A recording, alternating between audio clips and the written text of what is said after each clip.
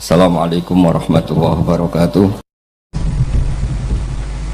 Manusia itu diwatakkan untuk mencintai fitrah salimah, sehingga dalam tradisi jahiliyah sekalipun ketika Rasulullah mulai dakwah itu kata orang-orang Quraisy, Muhammad, kalau kamu ingin aneh-aneh itu karena ingin kaya, jama'na laka malan, kita kumpulkan harta kemudian Anda jadi orang paling kaya.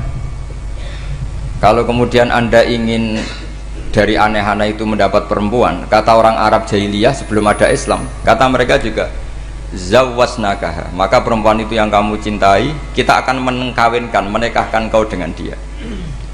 Artinya adatun nikah itu adat yang dahulu, dan mulai dulu yang namanya nikah itu melibatkan wali, melibatkan keluarga. Makanya diantara pujian tiba berjanji terhadap keluarga Rasulullah SAW adalah tarakus sifaha falam yusibhu ma'aruhu min adami wa ila abihi wa ummi.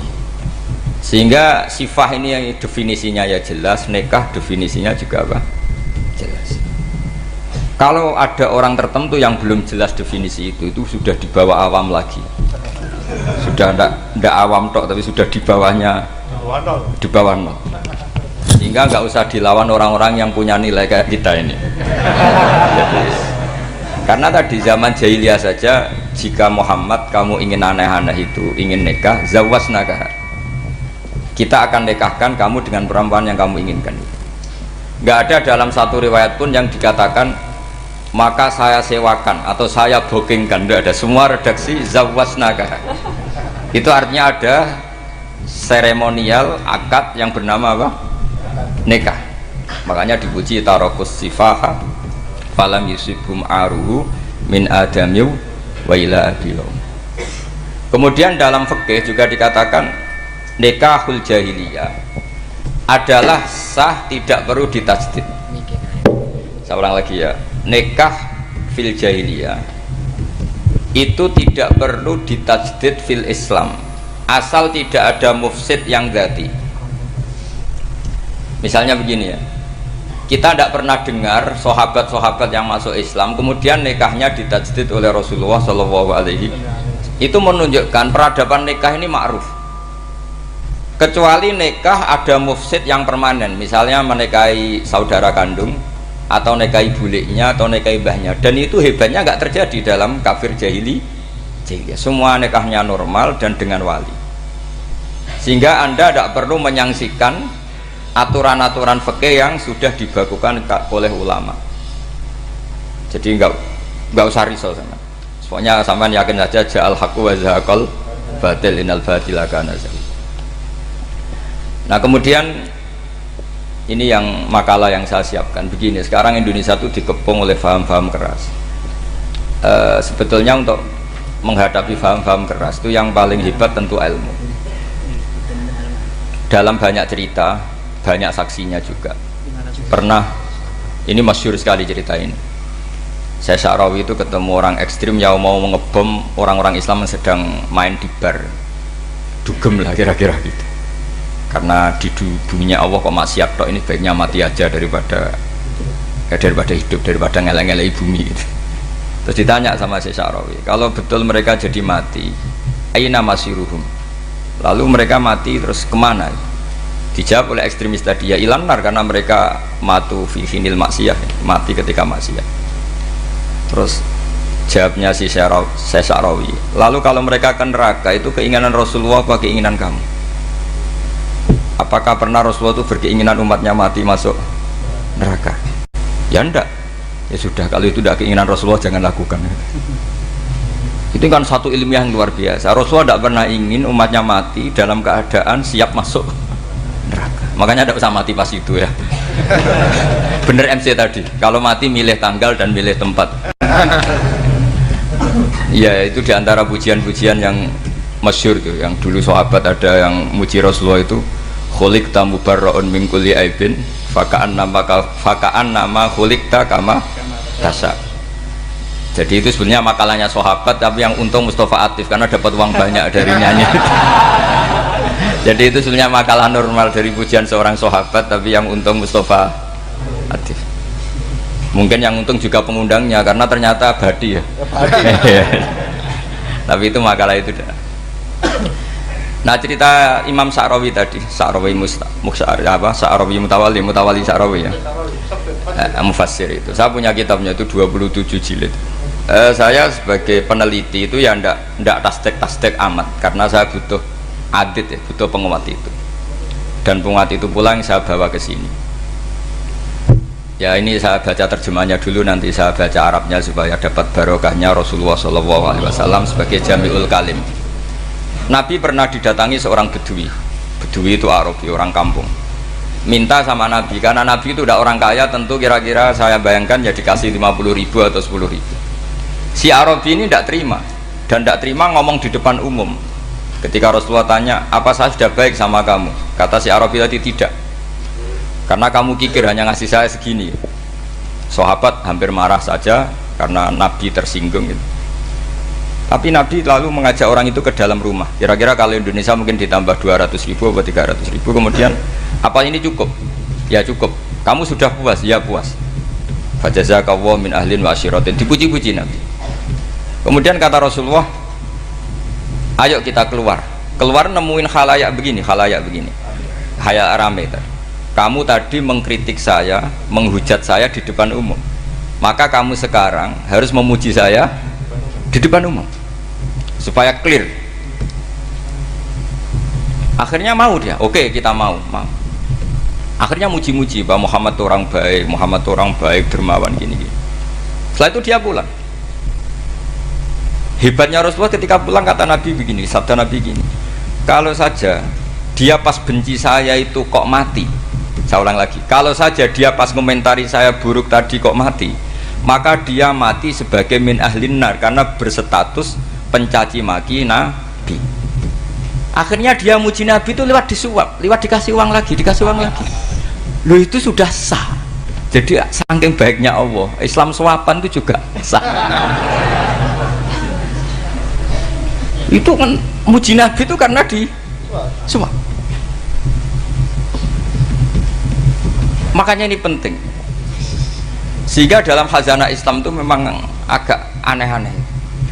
Jadi di antara ceritanya dalam hukum-hukum Islam itu ada orang fasiknya minta ampun, tapi minta karena iman sama hadis bahwa nanti kalau ada orang mati disaksikan orang dua, apalagi kalau 4 min ahlil jannah, maka dia min ahlil jannah. Itu dia fasiknya minta ampun, nyewa orang. Nanti kalau saya mati bilang saya orang baik. Betul. Setelah dia mati bayar. Ini baik. Satu kampung nggak ada yang percaya ini saksi bohong. Tapi sama Allah diampuni karena kesaksian suapan. Lalu berarti jenengan ngalalo suap ya? Ndak, saya tidak ngalalo suap, ngalalo sedekah. Karena sekarang kalau ada caleg bayar katanya sedekah. Ya sedekah terpaksa. Ini penting saya utarakan karena apa? Allah itu menilai itu tidak sama dengan pikiran kita. Makanya kubu sebelah ini terlalu ekstrim, memaksa Allah berpikiran kayak dia. Satu karena kurang ngaji, nomor dua ya tadi emosinya lebih tinggi ketimbang intelektualnya. Ini penting saya utarakan. Ternyata orang yang nyuap tadi apa nilainya plus, yaitu dia iman sama dawai Rasulullah SAW. Kalau yang namanya saksi itu penting, cuma dia mendapat cara itu lewat suap. Tapi kan iman kalau dawai Nabi itu benar, kalau ada saksinya pasti min ahlil jannah. Terus dia nyari saksi harus dibayar. Sekarang sama iya 1 juta. Sekarang saya tanya di KPPS atau di mana-mana saksi pemilu itu dibayar enggak? Dibayar sah apa enggak? Sah. Jadi kadang kebenaran itu harus dibayar. Ini penting saya utarakan karena ada orang perempuan cantik dirayu, digaji supaya main di klub, dibayar jadi orang maksiat. Lalu mungkin ada ustadz gaji dia, bayar dia supaya mondok. Gak tahu terusannya apa, terus diwayah apa enggak tahu saya. Pertanyaannya, ketika kamu bayar kemudian jadi santri, itu kamu dosa nyuap apa dosa sedekah membiayai proses kebenaran? Sedekah. Tapi kalau yang bayar untuk jadi pegawai klub maka membiayai kemaksiatan. Maka pembiayaan ini penting secara fikih, arahnya kemana? Ke hak apa ke batil? Sehingga di Fathul Mu'in diterangkan, misalnya ada orang layak jadi pemimpin dan kemudian rivalnya itu orang yang menyesatkan atau calon perusak bangsa, ya maka calon pemimpin yang soleh itu wajib berkompetisi meskipun bibadlil mal. Karena kalau yang memimpin orang fasik, kampung ini rusak. Kalau yang memimpin orang soleh, kalau nggak bayar juga nggak jadi. Maka wajib bayar. Lah yang soleh bayar ini berstatus sedekah, tapi yang batil ini berstatus suap. Kenapa demikian? Karena yang namanya riswah atau ada yang baca ruswah adalah pembayaran untuk mengehakkan barang batil dan membatilkan barang hak. Sementara pembiayaan orang soleh adalah untuk memperkuat hak. Nah orang tuh nggak tahu, yang ngajinya ndak hatam-hatam tuh taunya pokoknya ar-rosi wal murtasi benar. Tapi nggak pernah mikir lalu definisi riswah atau ruswah itu apa. Ini bukan provokasi supaya semua calon bupati gubernur nyuap, ndak, hanya nyuruh mereka sedekah saja. Jadi kalau nggak jadi, tapi sedekah betul ya, kalau nggak jadi ya tetap ikhlas, ngomong dari awal memang sedekah. Lah soal gremeng ya bawaan manusia gitu ya. Ya nggak apa-apa, namanya tetap gremeng. Ini penting saya utarakan, makanya menurut saya itu bangga dengan Pak Hamid karena sepupu mbah saya itu karena alimnya. Meskipun banyak orang mensifati beliau wali dan memang wali betul, tapi saya tetap menstatuskan beliau orang alim yang dari kelaziman alim itu beliau wali. Jangan dibalik, wali dulu baru alim. Karena dalam beliau orang Lasem dan kaidah di Lasem itu fakullu alimin waliyullah walaysa kullu waliyillah aliman. Jadi kalau kaidah di daerah Jawa Tengah itu semua orang alim pasti wali, tapi kalau wali tidak mesti alim. Sehingga kalau menstatuskan alim itu keren, kalau di Jawa Tengah status alim itu keren. Dan soal keramat yang kaitannya dengan Mbah Mun itu masyhur itu dulu ketika Mbah Hamid santai-santai sama Pak Ditaifur sama keluarga lah. Beliau mau istirahat, kemudian yang datang Kiai Maimun, Mbah Mun zaman itu masih dipanggil Gus. Sopo pur, ada Pak Taifur di situ. Kata Pak Ditaifur, saya kalau manggil Pak D itu Gus Mun. Dan itu Mbah Hamid ngendikan rojulun alimun waliyullah. Itu orang lelaki yang alim yang waliyullah. Jadi beliau muji Mbah Mun juga alimun dulu, rojulun alimun wali. Ini penting saya utarakan karena kesanatan keilmuan beliau jelas dari beberapa keluarga di Lasem. Karena di daerah Fakhriyah itu yang tempat lahirnya Pak Hamid juga lahirnya mbah saya. Itu mbah-mbahnya sudah orang alim, termasuk Kiai Sidik Jember itu juga lahirnya di kawasan pondoknya Pak Hamid Fakhriyah. Kemudian Kiai Sidik punya anak yang namanya Ahmad Sidik yang jadi apa? Rois Am, yang sekarang ada Gus Wirjon, macam-macam itu semuanya juga keluarga Lasem. Nah saya cerita keluarga ini penting bukan karena tafakhur atau tabai, bukan, karena Allah itu membuat satu tradisi besar memang lewat dzurriyyah. Sehingga Allah ngendikan misalnya ulaikal ladzina an'ama Allahu 'alaihim minan nabiyyin min dzurriyyati Adam wa mimman hamalna ma'anuh wa min dzurriyyati Ibrahim wa Israila wa mimman hadaina wastabaina. Karena tanpa dzurriyyah itu enggak ada tradisi, enggak ada kultur. Misalnya saya menjadi hafal Quran, dulu bapak saya itu tiap zaman Pak Hamid masih sugeng, yang semaan di sini itu pasti bapak saya, namanya Kiai Haji Nur Salim. Kadang diajak baca Quran di kamarnya Kiai Hamid. Karena kalau bapak saya itu mantu ponaan sama Pak Hamid. Itu dulu bapak saya memotivasi saya supaya hafal Quran itu gini, hak kowe kudu hafal Quran. Nak kowe rapal Quran, iku kepaten obor. Engko anak merapal luwe duwe alasan. Jadi kalau ada Gus tidak alim itu mesti salah bapaknya. Karena kalau bapaknya bisa baca Wahab, anaknya mau baca primbon tuh malu. Tapi kalau bapaknya sudah bacanya WA, anaknya jadi primbon. Era cucu sudah dukun. Era cucu sudah kayak Dimas Kanjeng, nanti itu pasti. Karena nggak ada rasa malunya. Tapi kalau bapaknya alim, baca Wahab misalnya, juga qanaah, anaknya juga itu figurnya. Terus cucunya juga gitu figurnya, makanya disebut dzurriyyatam ba'duha min ba'd. Ini penting. Dulu Mbah Mun itu sering ngijazahi saya, itu persis ijazahnya bapak, ijazahnya Pak Hamid. Kalau punya amplop itu ya dibeda-bedakan, ini amplop dari tamu, ini dari pejabat, ini dari orang fakir.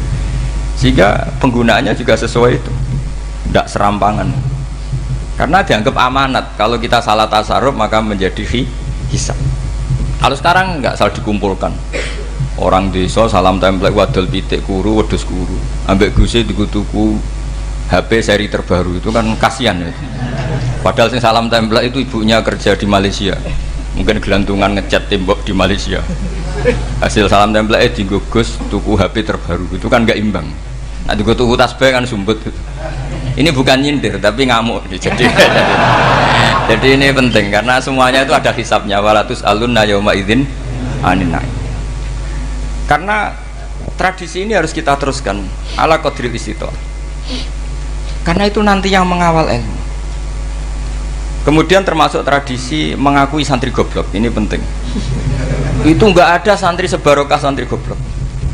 Makanya dulu Mbah Mun, Mbah Hamid, Kiai Alim itu kalau sama santri goblok ya tidak benci. Enggak kayak sekarang semua orang bikin sekolah unggulan. Sekolah unggulan itu kritik saya hanya memproduksi orang-orang yang nantinya mendapat. Kalau kamu punya santri hafal Quran, nanti hadiahnya umroh, langlanya umroh. Santri pinter hadiahnya beasiswa. Tapi hubungannya sama negara itu mendapat. Sementara santri yang goblok hidup di pedalaman Kalimantan karena di sana belum ada masjid, bikin masjid dia. Sebagian hartanya dipakai masjid, sebagian hartanya dipakai bangun masjid. Ini yang goblok pendiri masjid, yang pinter pengajian di masjid dibisaroi uang kas masjid. Artinya gini, ya kalau halalnya halal, tapi kita mbok yoroh hikmahnya orang-orang goblok itu.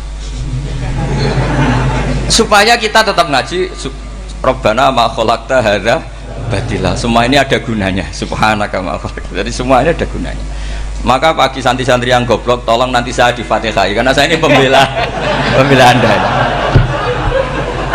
Lo yang ngomong biar saya karena saya terkenal santri pinter. Kalau yang ngomong sampean goblok kan nggak ada yang percaya. Oh, padune padha gobloke kan gitu. Yang ngomong harus saya.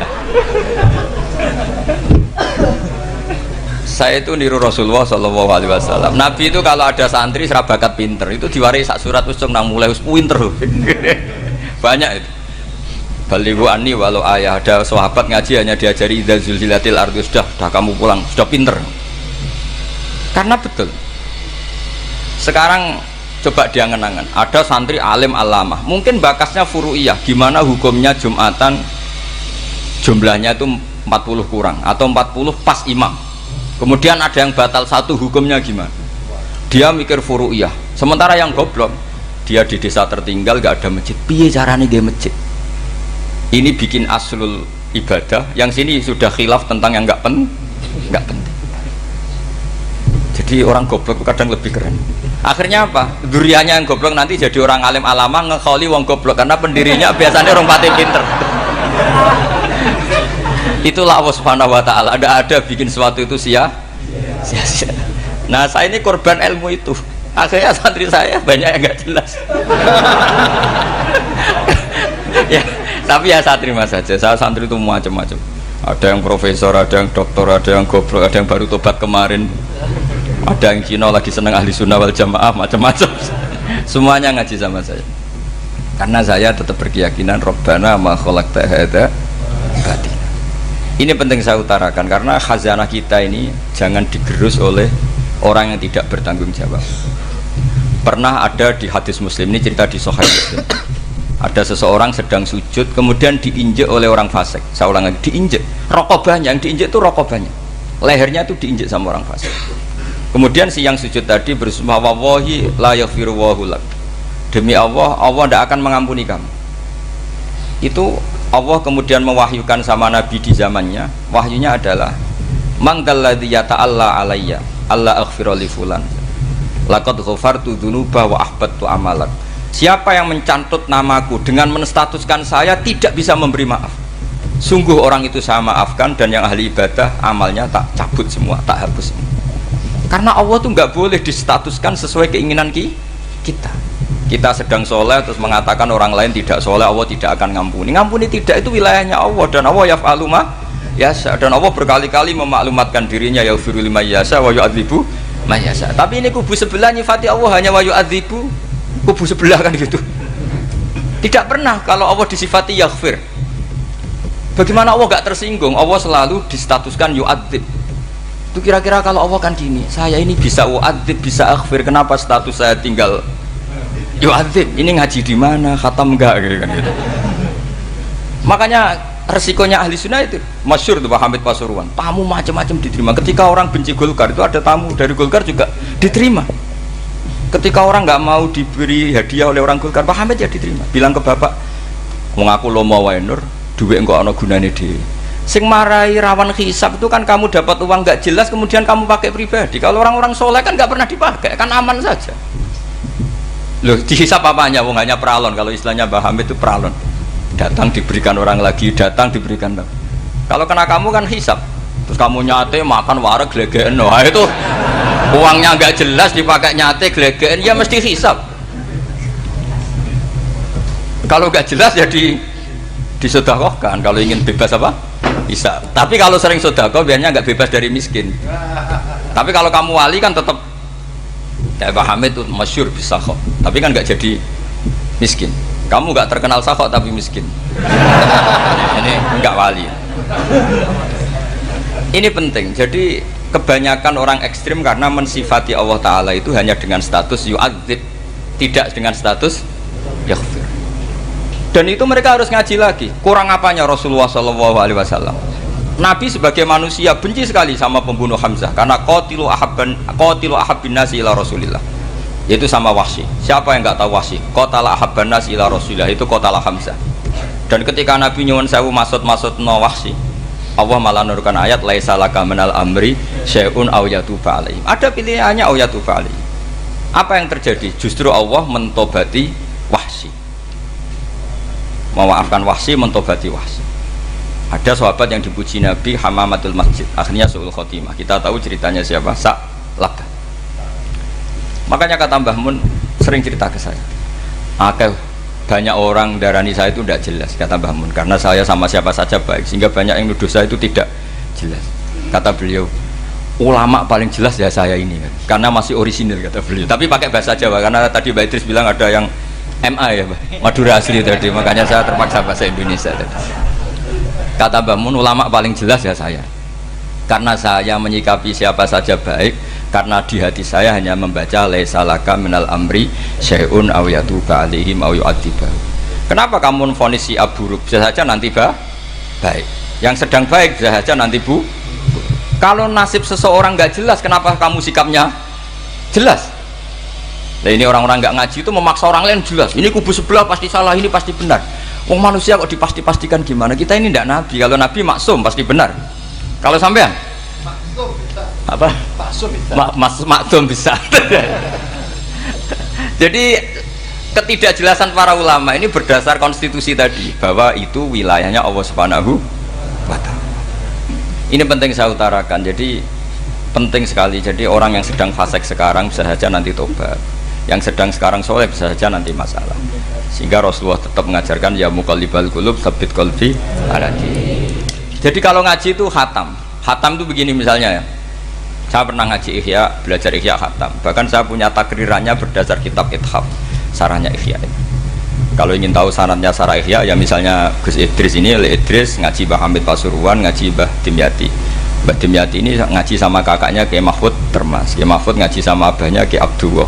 Ki Abdul ngaji sama abangnya Ki Abdul Manan. Ki Abdul Manan ini mulazim terhadap Sayyid Murtado Az-Zabidi. Jadi kalau santri Salafiyah ini ya kira-kira tokoh Sabiah.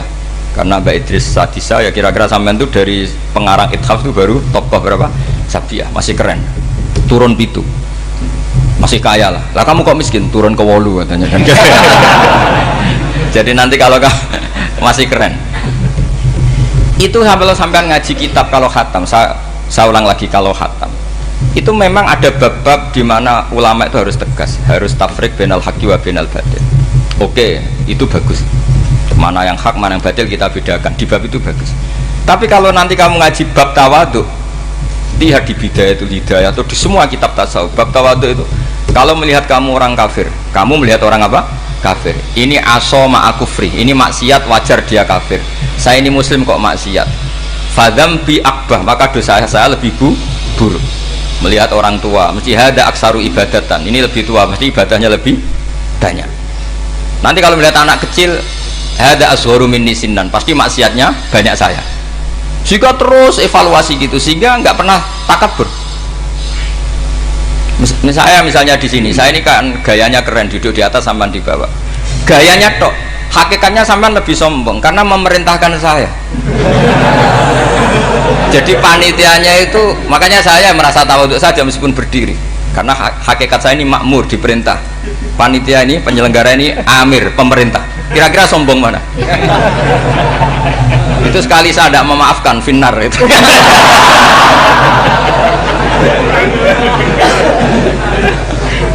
Tapi insya Allah tak maafkan Pak. Iya masih insya Allah. Jadi ini penting. Jadi mbok ya orang-orang yang ekstrim tuh mikir keinginan Rasulullah SAW itu umatnya meninggal dalam keadaan baik.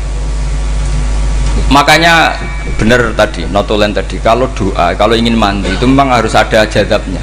Tapi yang asli loh ya, jangan gaya-gayanan. Ya asli betul loh, yang nggak khilaf memang asli. Itu ada seorang wali doa di depan Nabi itu begini, ya Allah, saya harus jadi orang soleh. Allah diharuskan itu kan nggak sopan ya. Ya Allah, saya ini harus jadi orang soleh. Kenapa? Sekali saya soleh, maka surroh habibu, yang senang kekasihmu. Sekali saya fasik, maka yang senang musuhmu, yaitu iblis. Tinggal jenengan milih mana, nyenangkan kekasihmu apa nyenangkan musuhmu.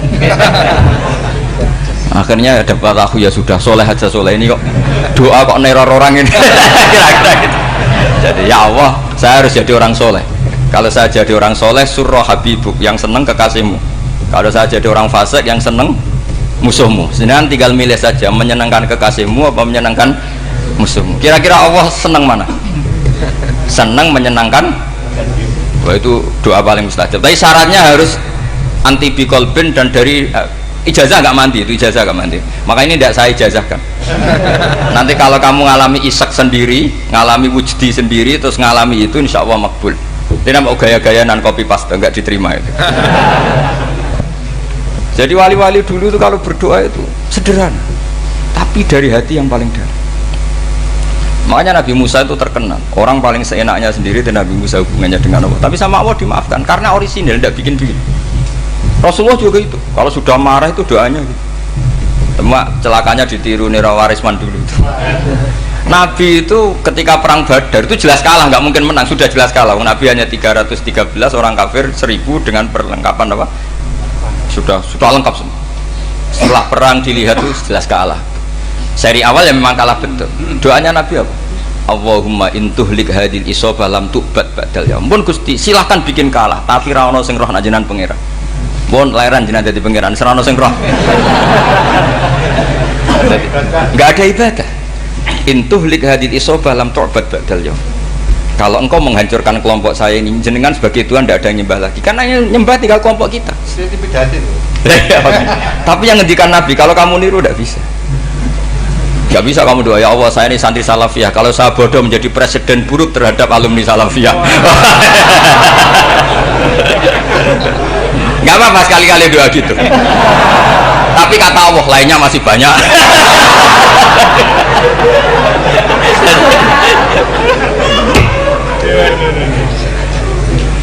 Tapi itu syaratnya tadi harus ada al-wujdi wasima. Jadi makanya Imam Ghazali punya kitab al-wujdi wasima. Karena ada masrob, ada syarab. Jadi wali ngikuti para nabi itu ada masrob, ada syarab.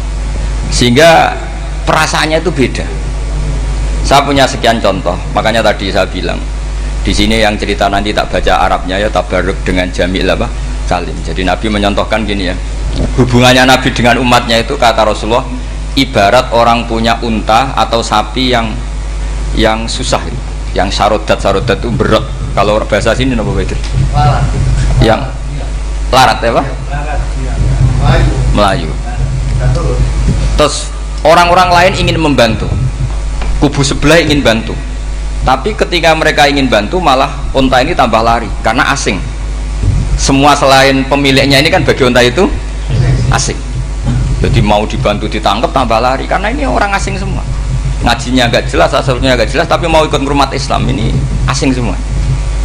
Akhirnya kata Nabi yang punya unta itu tadi datang, kemudian ngambil rumput, terus unta itu dipanggil, kemudian unta itu ngikuti. Kata Nabi, ibarat saya seperti itu. Kalau saya yang memimpin Islam, saya yang merawat umat saya, maka umat akan mudallalah, akan nurut. Tapi kalau yang rumat kalian, malah Islam menjadi kacau. Kenapa menjadi kacau? Karena tadi nyifati Allah saja salah. Orang Islam baik dihukumi kafir hanya karena tahlilan, hanya karena manakiban dihukumi kafir. Sekarang inginnya Nabi orang menjadi muslim apa kafir? Inginnya Nabi orang menjadi muslim apa kafir? muslim. Lalu gara-gara melakukan perilaku tertentu dihukumi kafir. Iya, ziarah wali songo musyrik, nyekel patok musyrik. Katanya minta sama mayit. Padahal saya andekan jadi mayit itu diziarahi sampean nggak seneng. Nggak senengnya karena ya kadang murid itu jari gurunya ya kurang ajar. Masa gurunya dibilang gini, ya Allah, ingkana musinan fazid fi isani, wa ingkana musian fatajawas andu. Kata gurunya, soleh tenan darani ingkana. Makanya saya tidak suka zaman ziarah ke saya, kecuali doanya ditasihkan dulu ke saya. Makanya nggak boleh ziarah itu pada Nabi, bisa murtad kan? Coba itu baca di depan Nabi, murtad gak? Ya Allah, kali ini baik maka gini, kalau buruk. Masa Nabi baiknya ingkana? Lah orang-orang yang menyerang kita kan, itu nggak ada zaman sahabat doa seperti itu. Ya mesti nggak ada, mana mungkin sahabat baca itu di depan Nabi. Masa Nabi didoain, ya Allah kalau dia baik maka fazid, maka kalau dia buruk, ya nggak mungkin. Lah mereka nyerang kita itu nggak ada dalam sejarah sahabat. Ya sahabat kok nahlili Nabi itu gak nabi, mau didoain maghfir lahu. Kan ngenyek kanjeng Nabi jadi didoain maghfir lahu. Ya mesti saja sahabat gak akan tahlilan. Yang kabudut itu Rasulullah, bahkan diistilahkan kabudut saja salah. Intaqala ila rafiqil ala.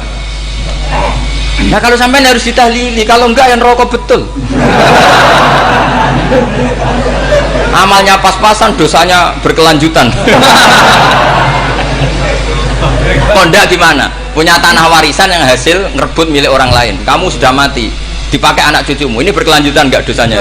Berkelanjutan, berseri-seri. Mereka kalau nyerang kita kan sahabat tidak melakukan itu untuk Nabi, ya nggak mungkin lah sahabat mendoakan itu pada Nabi, kan nggak mungkin. Coba kalau kamu jadi mayit, terus kamu gurunya, terus ada murid kamu bilang Allahumma ingkana musinat fazid fi isani wa ingkana musian fatajawaz anhu. Mesti kalau kamu bisa bangun, bangun. Ya Allah, cong meyakini saya soleh itu masih ingkana. Kalau guru saya soleh maka, kalau guru saya buruk maka, itu kan taklek namanya, apa? Itu kan kurang ajar. Loh, saya tidak pernah doa gitu di depan Muhammad Basuran, tidak pernah. Saya kalau doakan bangun ya tidak pernah gitu. Allahumma ali darajati fil jannah gitu. Saya nggak pernah, ingkana nggak pernah. Karena andekan itu saya juga sama kok.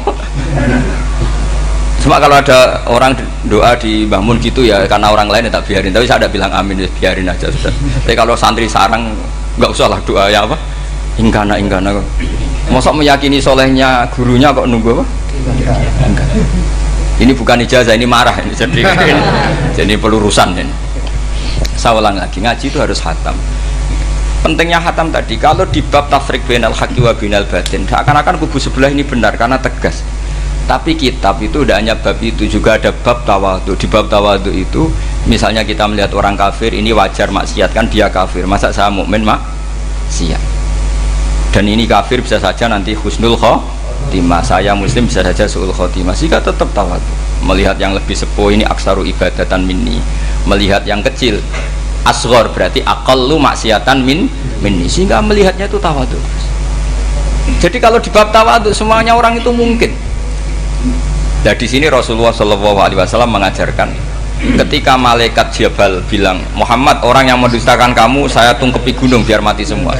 Kata Rasulullah, saya berharap keluar dari tubuh mereka min aslabihim, dari keturunan mereka orang-orang sing mukmin. Sudah karuan kafir saja Nabi tidak berhenti berharap, jangan-jangan nanti keturunannya mukmin. Dan itu betul.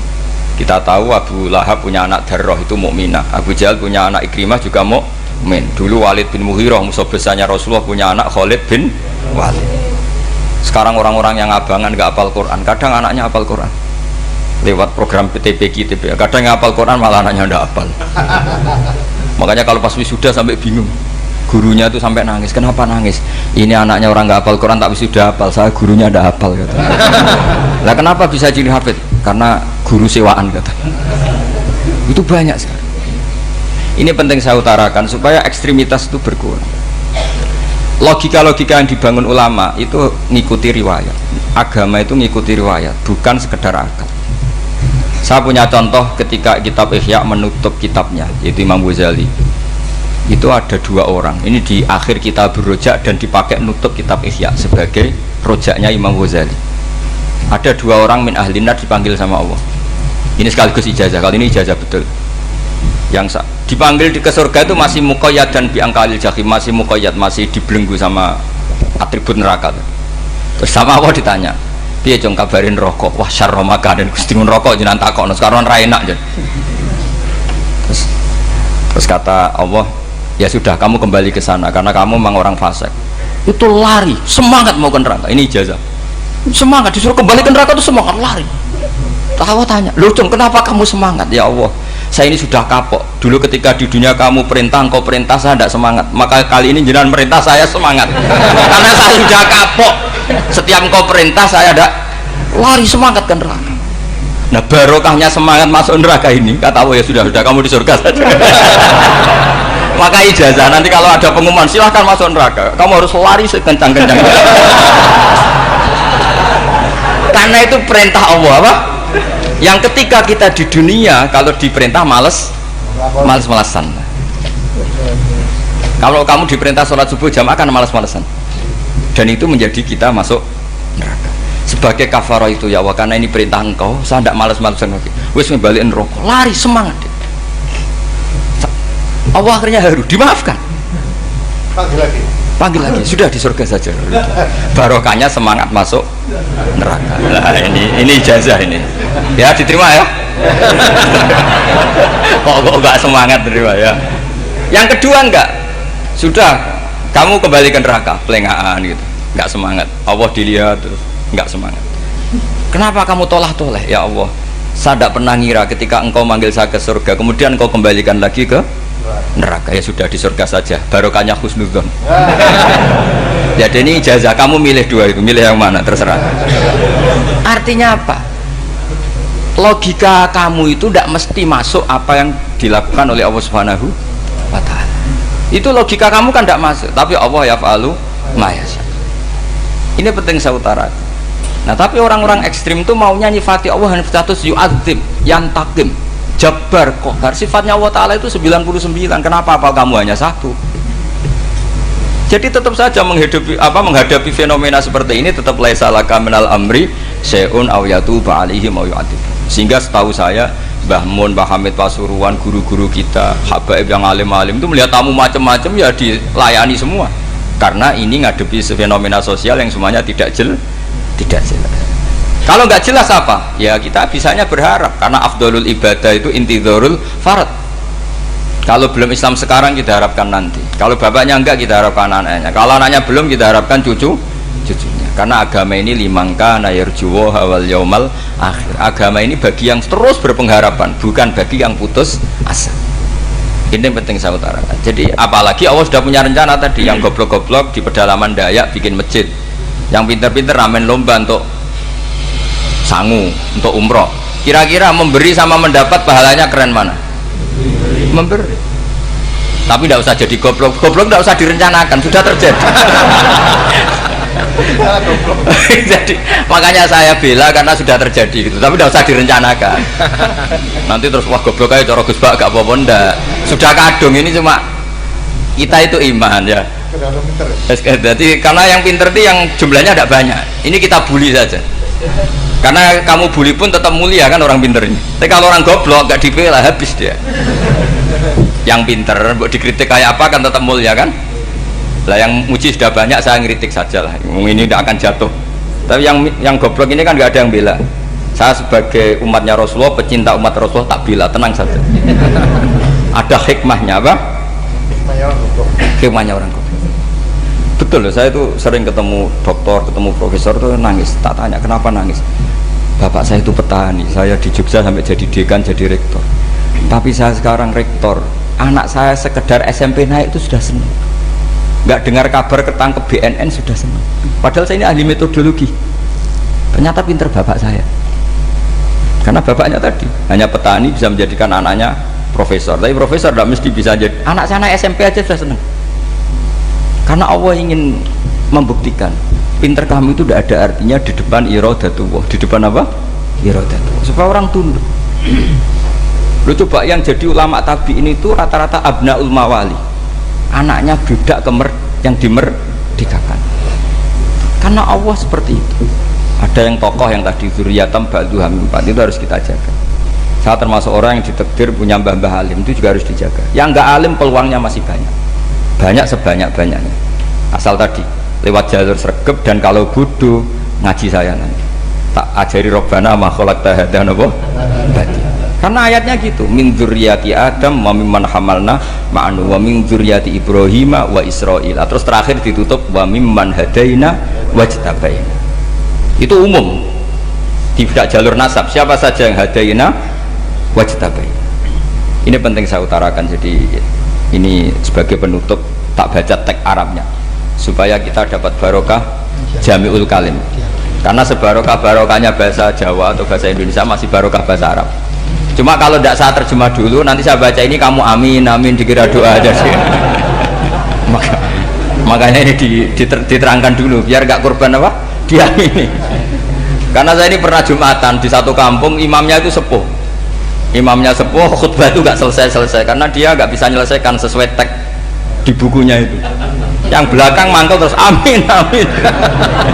Akhirnya Pak Khotib ngadeg lagi, cungkurung doa cungkurung.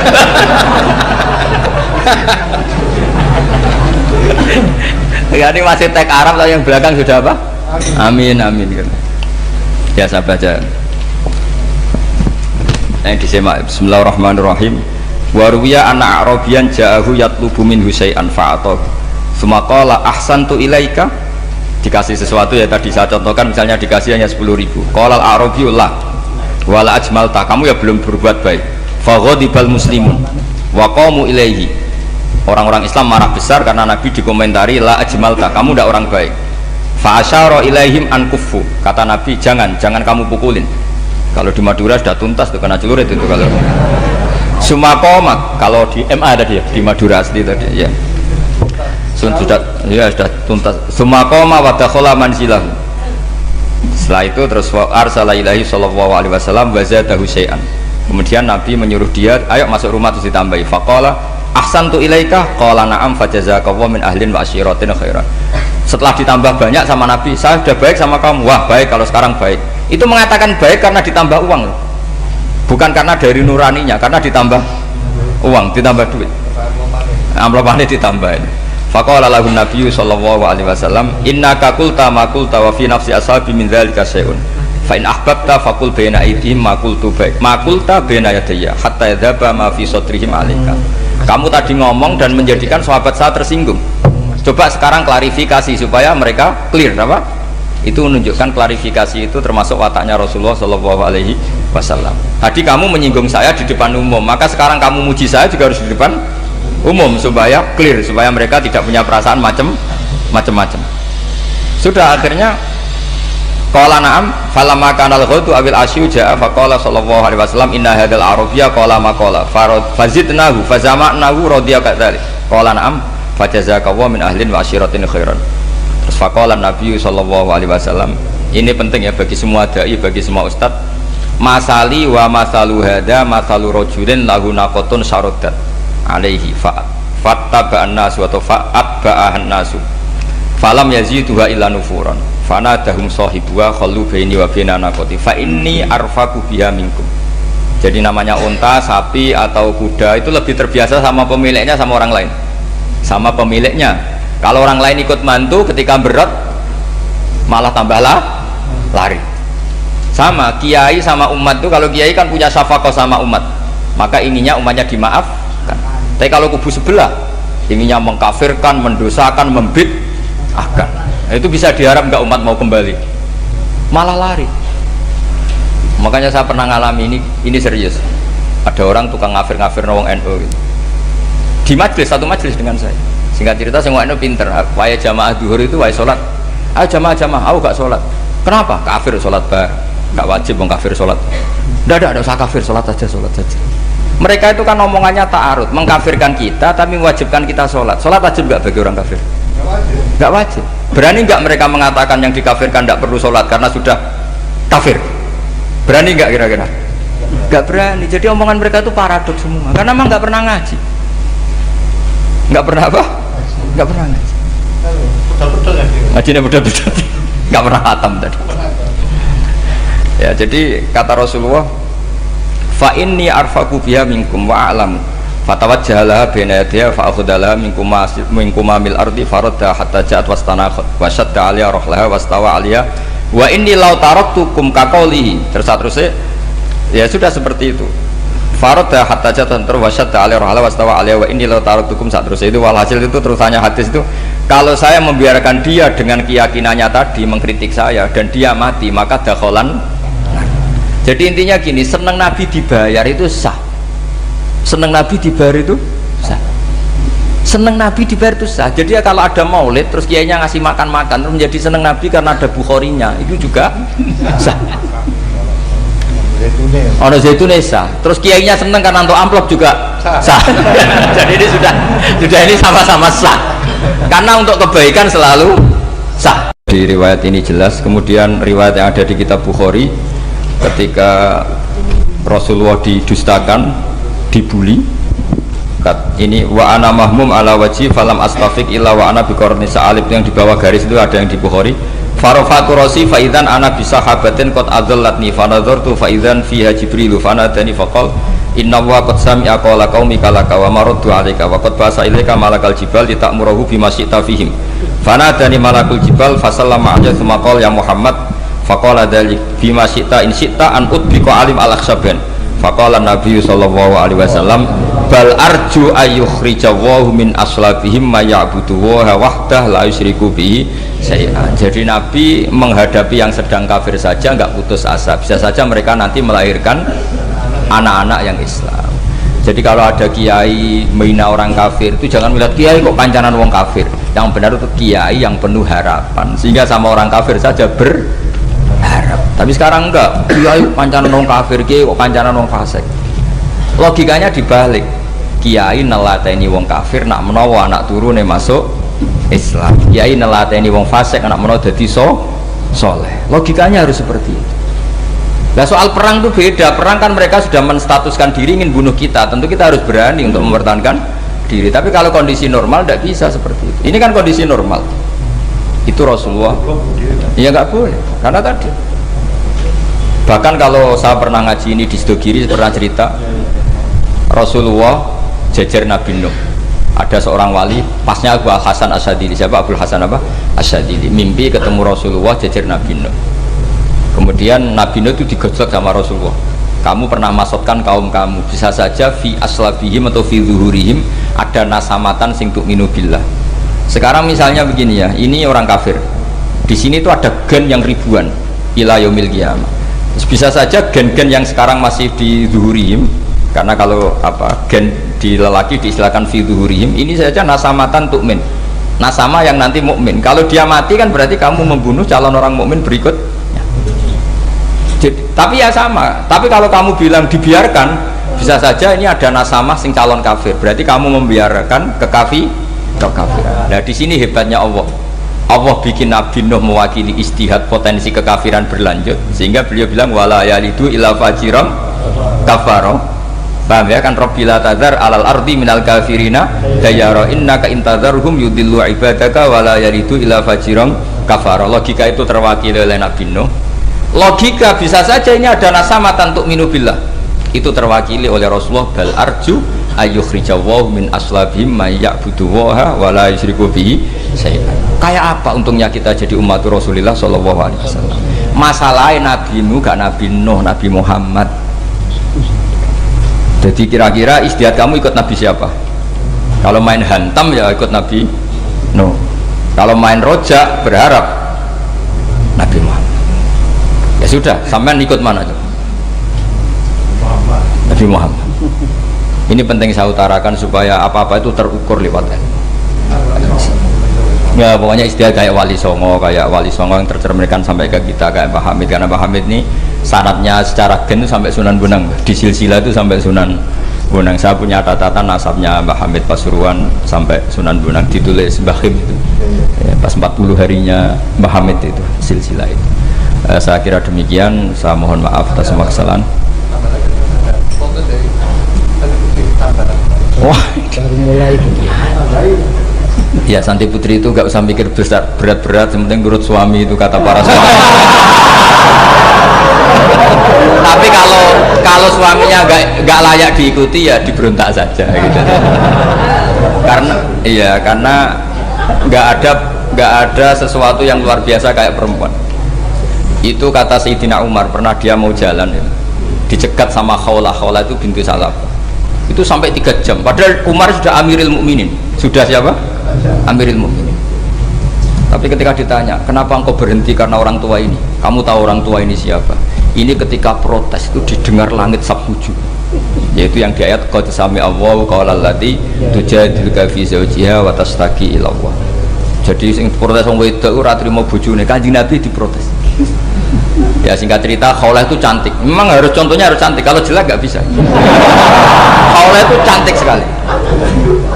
Walhasil dia mungkin khed atau apa, lama mungkin khed. Terus suaminya datang. Aus ini datang, Aus bin Somit ini datang. Melihat istrinya pas sujud. Di semua teks riwayat fa'ajabatu ajizatuha. Makanya gambarannya harus cantik. Enggak usah diterjemah ya. Fa'ajabatu ajizatuha. Singkat cerita, Aus itu minta dilayani saat itu juga. Si Khawlah nggak mau karena sedang ibadah. Bongkok sih mas kok dalu. Enggak kok sekarang. Saking mangkelnya karena agak kesampaian. Ya orang lanang kan gitu, mesti kotor kalau nggak kesampaian. Terus Zoharo minha, dia melakukan dihar anti aliyah kadhri umi. Dulu dihar dalam hukum jahiliyah adalah tolak. Setelah didihar, Aus getulnya bukan main karena Khawlah ini cantik. Makanya contohnya cantik, karena kalau nggak cantik nggak getun gitu.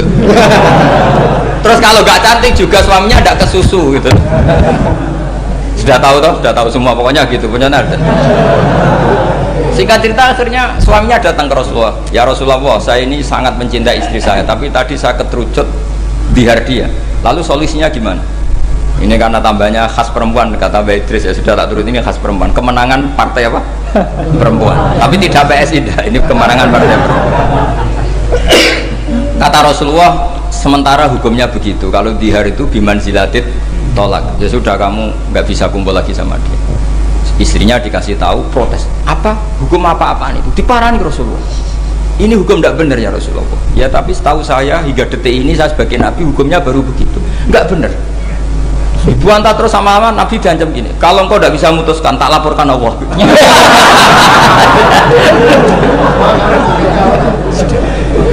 Akhirnya ini pulang betul. Pulang sujud, sholat, lapor sama Allah. Dan ketika lapor sama Allah, ya Allah ini tidak fair. Lapornya tuh jorok sekali. Qad nasartu lahu batni akala sababi wa nasartu lahu batni akala sababi. Muda saya sudah dihabiskan sama suami saya. Wa nasartu lahu batni, tidak usah diterjemah.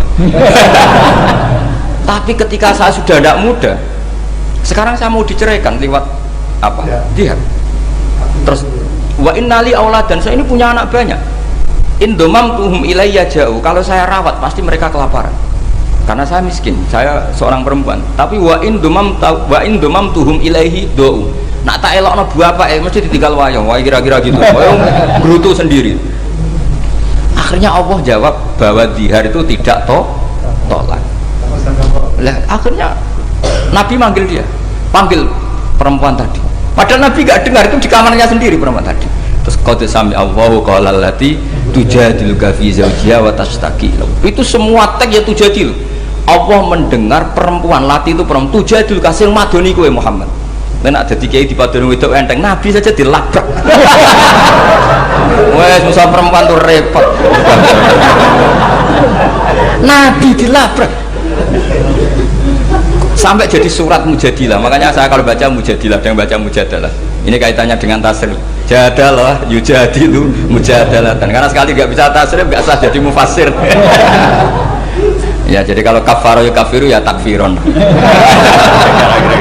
Iya kira-kira kan gitu. Fa'ala yufa'ilu ya tafilan. Jadalah yujadilu mujadalatan. Jadi kalau mujadalatan itu masdar, karena ini subjek pelaku mujadilah, jadi boleh mujadalah bisigotil masdar, boleh mujadilah dengan sigot isim fa'il. Karena wanita pembantah Nabi itu didengar oleh Allah. Makanya ayasma'uha rabbul izzah min fawqi sab'i samawat walam yasma'aha Umar. Allah saja mendengar dari langit 7, masa Umar gak mau mendengar? Jadi makanya kalau Umar macam-macam, orang nyewa Khawlah, kamu yang ngomong. Kira-kira dengan Assalamualaikum warahmatullahi wabarakatuh.